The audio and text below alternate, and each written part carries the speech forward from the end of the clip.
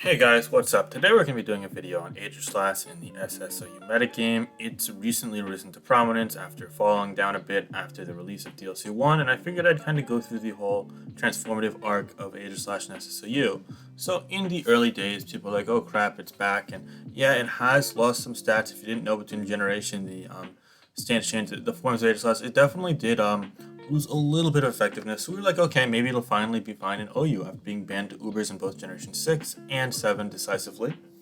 And lo and behold, it actually has been one of the better, more balanced Pokemon in OU metagame. I don't think anyone's really been clamoring it for it to be banned at this point, so I think that's a good thing. I'm glad that we tried it out, and I think that's a sign of, positive development of the metagame, adding another Pokemon that was once seen as an Uber.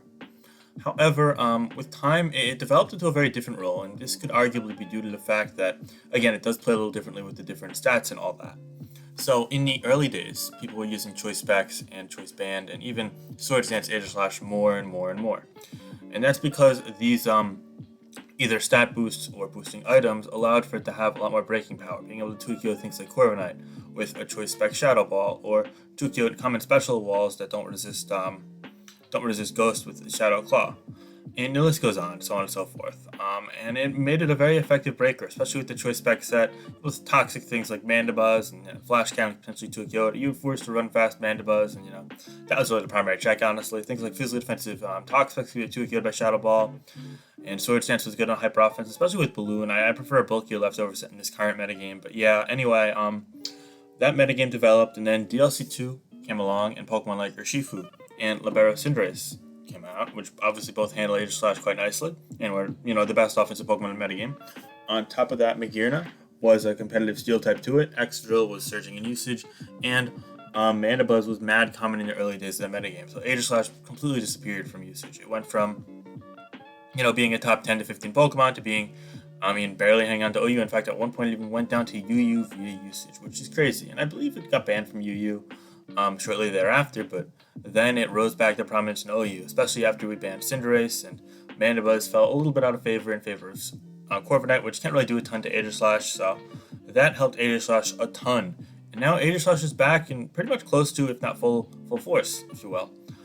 There's some sets that are really good in the metagame that I want to outline, and also it's a pretty versatile Pokemon. It has definitely a wide array of things it could do, so we're going to go over and analyze everything it can do in the metagame, and if you guys want to use it, great. If not, then that's fine as well. I really was just doing this video because my very talented friend and thumbnail maker, Slaney, actually made an Aegislash thumbnail, and I thought it was really cool, so huge shout outs to him. He deserves a ton of credit, and speaking of other people that deserve a lot of credit for this channel's well-being, Slaney obviously has been here for a while now helping with thumbnails, and he's an amazing creator. But also Swadloon, in the last couple months, has also been helping me with thumbnails, and he's very talented as well. Both level-headed friends of mine, and they're part of the Discord server, they're part of the community, and if you guys want to join the Discord server, feel free to. It's free, you do whatever you want, talk about Pokemon and whatnot. We got a lot of friendly people. I've made dozens of friends in that channel. I always love helping you guys out with your teams and whatnot as well, so it's really cool. But yeah, no, huge shout out to Slaney, who deserves all the credit in the world, and also my boy Swadloon, who has been helping. These guys are the people that make this channel possible. But that aside, we're going to go ahead and get into Aegislash now. We've also discussed it recently in things like the viability rank that just rose up in the ranks. From that kind of discussion, I've had like 4 or 5 different people I talked about it with in the comments. One person I talked about it with, Toga Khan, I think. I'm not really sure how to pronounce his name, honestly. He brought up some good points. Just doesn't fit his playstyle, but he sees how it's a good Pokemon, and that's completely fair. Like, I didn't use Aegislash for months, and even now I use it more sporadically. It doesn't always fit my playstyle either, but other people could be differently, and I want to give you guys a full perspective of the metagame. So, shout out to everyone who commented about it, and I figured this video would be a good response to those who are a bit more curious about it in the metagame. So you really see, I guess you could say that the spell tag set, 3 attacks with King Shield, is probably the most common variant right now, but you can see substitute over King Shield, and spell tag / leftover is pretty interchangeable. As for the spread, it tends to just max out special attack. You don't run minus attack because close combat, you want the damage output against Blissey and even Chansey Tyranitar, I guess. But speed, this speed outruns Conkeldurr, and also Choice Band Rhyperior, most Corviknights, all Skarmory, and most Clefable. But you can run more or less speed. For example, you can run max speed. It gives you to jump on things like Crawdon, and it ties you with Magnezone. You can run less speed to just Rhyperior and Skarmory, and then you don't get Conkeldurr, which isn't super common, so it's completely fair. You can run even less speed and just get like Tyranitar and and paralyzed Hydreigon, paralyzed Urshifu, and Clefable as well. It's really your call what you do with the speed, but this spread behind a substitute, which you see in this set, allows you to live a Giga Drain from Amoonguss if you're in the Blade form. So despite being, the super offensive form, so long as you didn't go for a close combat first, it does less than 25%. You eat behind a substitute, which is cool because then it can't go for stats and whatnot. But yeah, no, that's basically the premise of the first two sets. Shadow Ball and Flash Cannon are very threatening moves, and close combat's great to hit things that they don't hit, such as, the aforementioned Blissey. Next up, though, there's also the leftover Subtoxic set. People like ABR have used this recently. It's really good, especially if you expect something like especially defensive Hippowdon or Amandabuzz, or you even don't want to risk close combat mind games against something like a Tyranitar and you just want to eat a Toxic off. That works as well.